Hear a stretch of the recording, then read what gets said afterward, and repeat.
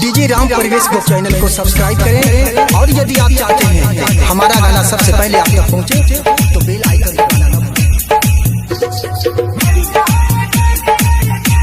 DJ Ram प्रवेश सहनी सल्लाही Nepal.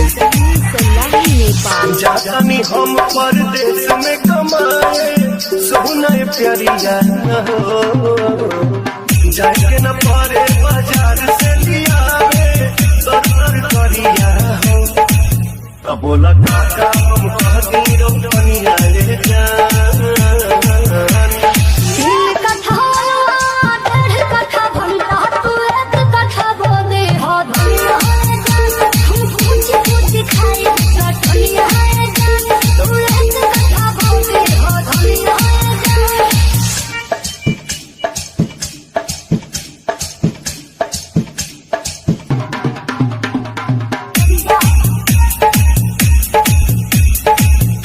DJ Ram प्रवेश सहनी सल्लाही नेपाल। भुजिया बना के तू खाई हाय बहू की दो चार थान हम लगा दे हम लौकी। सही खाता का हो? अरे अरे अच्छा भुजिया बना के तू खाई हाय बहू की दो चार थान हम लगा दे हम लौकी।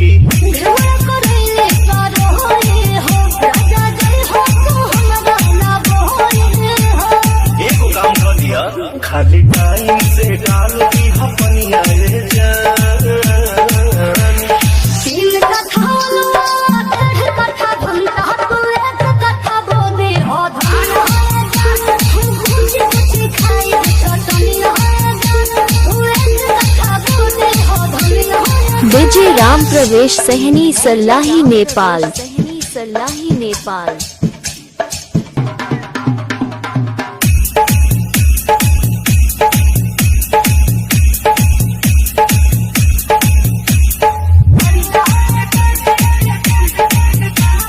डीजे राम प्रवेश सहनी सल्लाही नेपाल। चाउर से तो भरल बा घरवा रुक देत बानी मरीचा टमाटरवा। टमाटर बढ़िया बात अरे देसीला अच्छा आटा चाउर से तो भरल बा घरवा रुक देत बानी मरीचा टमाटरवा। दाई दाई पकोड़े झोरे जरा बिगड़े लगा दे हो गोरे। डीजे राम प्रवेश सहनी सल्लाही नेपाल।